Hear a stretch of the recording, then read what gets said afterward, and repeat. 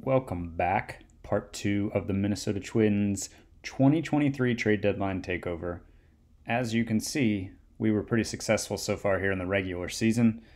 We went 48 and 28 after the takeover to finish with a nice record of 93 and 69. Win percentage 574 was 632 after we took over. Pretty good from the Twins here. Expanded standings wise, we backed it up too with our run differential. It was really just a really good second half for the team. Plus 118 run differential, plus one in the Pythagorean. And to look at kind of how we did this, remember the pitching was kind of a nightmare, but we improved the team ERA from 4.59 on, I think it was July 11th we took over, to now here we are on October 10th, right before the playoffs begin, and we got it to 4.12. Starters ERA all the way to 5th. I believe it was 12th before. And, earned run average overall. So the starter ERA, I believe, was 12th before at 5.26, and we got it down to 4.50. The bullpen was already pretty good. Bullpen ERA was 3.66 before, 3.58 now, so bullpen stayed solid. And fielding wise, zone rating, we jumped from 4th to 2nd. Efficiency is about the same. We were .685 and 6th. Now we're 5th at .687. BABIP was 298. We got it down to 295, so pretty similar. But the BABIP around the league went up because we jumped from 7th to 4th in Yale in that time. And offense stayed strong, stayed good. Run score, we jumped from 5th to 3rd. OPS actually dropped a little bit from 778, so pretty similar. Not a big change there, but it really just the pitching is what carried us. You can see we finished July with 17 and 10, then we went 16 11, 16 and 9, and then 4 and 3 in October. So let's start with the pitching and just look at what went right there. Number one story is Lucas Giolito. Brought him in 16 starts, 89 innings, and he put up 2.7 WAR, 2 R WAR. His ERA plus was 66% above the league average. FIP minus of 62. ERA and FIP at 2.83 and 2.96 really suppressed the home runs. His strikeouts were down and his walks were up, which isn't great, but didn't really allow any home runs and was an ace for us.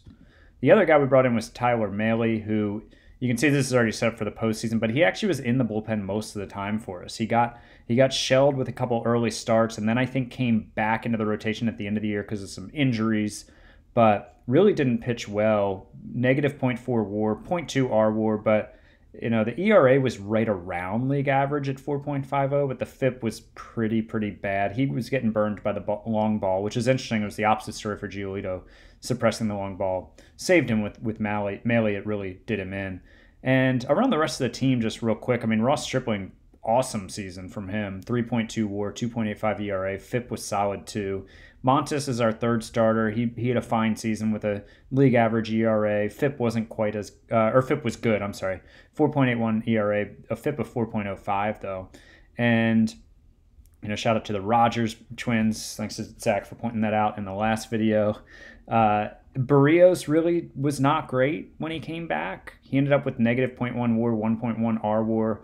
So really this was about these three starters, especially Giolito and Stripling, and then guys like Neris and the Rogers twins in the bullpen all pitching really well. Duran had a good season for us. So really strong pitching staff. The one really, I guess annoying is the right word, is we had everything wrapped up in the last game of the season. And of course, I'm just simming these. I just sim like a month at a time and let the manager do everything. I'll put a guy on the IL or call somebody if I need, but I don't mess with the lineups.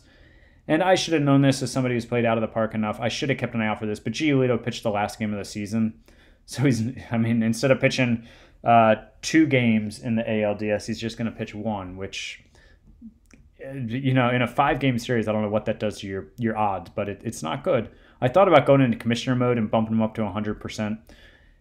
Since really, if I'd been paying attention and if I were managing this team, he would be ready for game 1, but I'm just going to let it ride. It might cost us the series, but hey, we'll see what happens. On the offensive side of thing, before we jump into the offense, we do have Matt Moore was really solid for us as a pitcher. 12 starts, 57 innings, and he put up a 1.1 WAR and R WAR. ERA plus of 129, a FIP minus of 79. The ERA and FIP both around 3.6, 3.7. Somehow, 34 years old, he was awesome.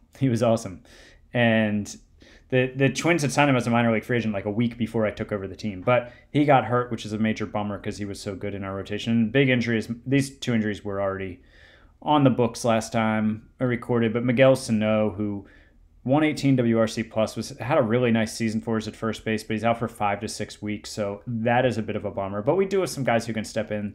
The lineup is really pretty solid. Let's go by WRC plus. So actually, let's go by WAR.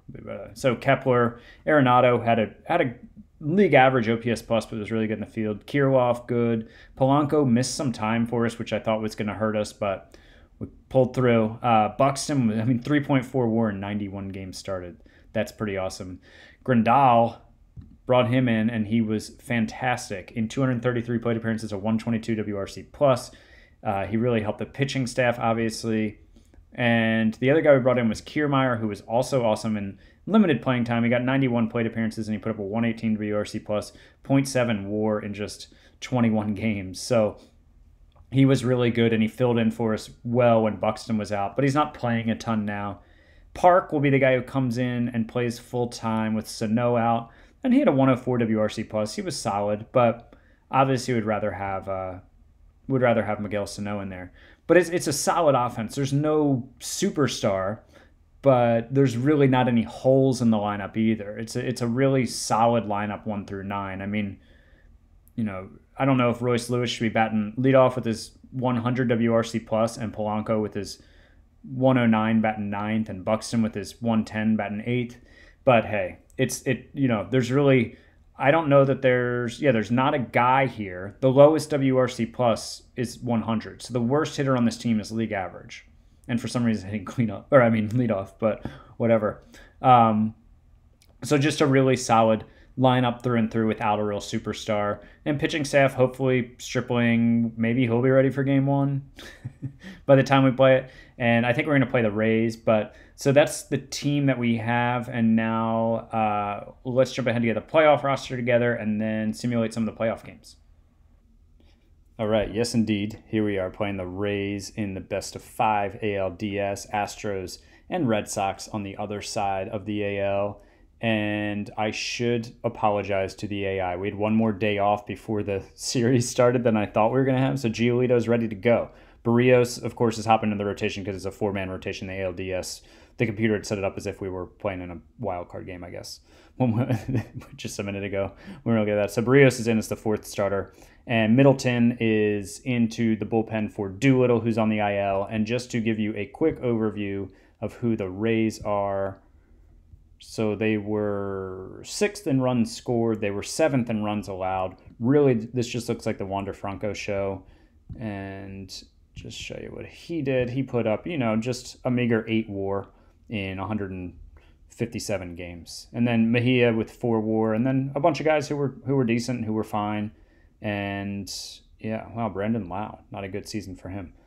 And on the pitching side of things, nobody was a star. Glasnow is their number 1 who's going to go for them, but ERA plus of 108, FIP minus of 92, so solid, but nothing great. And Taijuan Walker, was also fine. Joe Ryan was fine, and yeah, I mean their starters ERA was 7th, their bullpen was 4th, so their bullpen was pretty good.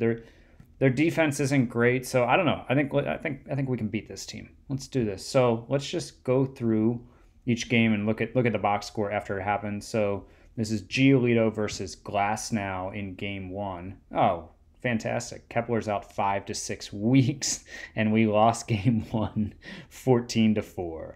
Womp womp. So, I mean, yeah. All right, so what happened here? Giolito got shelled, yeah, and then Smeltzer and Hill both got shelled. Glasnow pitched well enough. Arenado hit a home run. I mean, we were up 4-2 after 4.5 innings, and then the wheels fell off.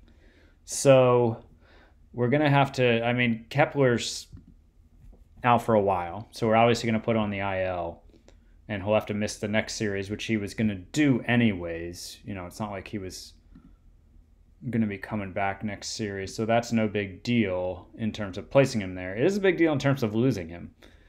So let's see in terms of the 40-man, what we have going on. I mean, Deshaun Kiersey was up a bit. Garlick, I don't think was really up. He was up for a bit, but he did nothing. I mean, he had -4 in AAA. He can't really play center at all. Kiersey was pretty decent he was league average in AAA as a 26-year-old. Kehoe is the number 5 prospect in baseball who was just brutal when he was up, and he was also bad in AA. So, but honestly, Kehoe is not ready, but I kind of want to bring him up as the bench guy just for fun, because I don't see what Garlick or Kiersey is really offering me. So I'm going to bring up the number 5 prospect in baseball. Maybe he can, give us a shot in the arm. I'm not trying to, I'm moving him from the secondary roster. That would not be what I want to do. So I need to go to the AAA roster and move Kehoe up. And did he go?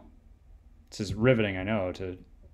Not sure why he's not going. He should be playoff eligible because he was on the 40-man all season. Oops. He was on the 40-man all season. So there he is, playoff eligible. So you guys are probably yelling, you got to drag him from the eligible screen, which I guess is a thing. I don't remember that. Okay. Apparently that's how you got to do it. I don't remember that from other years. But so let's just see. I don't know. Maybe they'll put Kiermaier in. Kiermaier was playing really well. Let's see. Oh, Larnack is going to come in. Okay. Larnack's got a good bat, but he didn't really play for us much. I mean, he was really good in AAA, a 144 WRC plus, and I called him up towards the end of the year. And so I'm good with that. I mean, it adds another really good bat to our lineup. So, all right, let's see if we can bounce back here in game 2. Ooh, we did not bounce back. We lost 7-2. Again, fell apart in the middle innings. What happened here? So Montas pitched all right, but then Sean Newcomb came in and got shelled. I'm not even really sure why Newcomb's being used. I mean, he was brutal this season for us. I mean, honestly, probably shouldn't, if I was deep into this sim and, following it super closely, he wouldn't even be on the roster, but I don't really know why he's being used in middle relief and as a specialist. We got tons of other guys who could have pitched in that game. That usage is a little frustrating. But in offense, just nothing really happened here. So things are not looking good, but we'll go home to Minnesota and we'll see what happens here.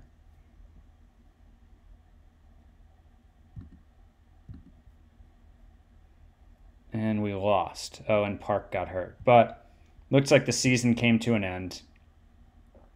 So we went up 2-0 in the first. Oh, we gave up 2 in the 9th to lose. It was tied 2-2. And so Stripling pitched really well. And then Sean Newcomb came in and blew it. Blew the 2-0. They made it 2-2. And then Neris and Rogers at least were being used after that. But Sean Newcomb, really the Rays MVP this series, it appears. Wander went 3 for 5. Our offense didn't do a lot. But, such is life in the postseason. You just never really know how it's going to go. But pretty happy with how this takeover went over. When the trade deadline takeover went overall, just bats seemed to go cold and in the postseason, and some questionable bullpen decisions. But let's hop ahead here and see who takes home the 2023 World Series.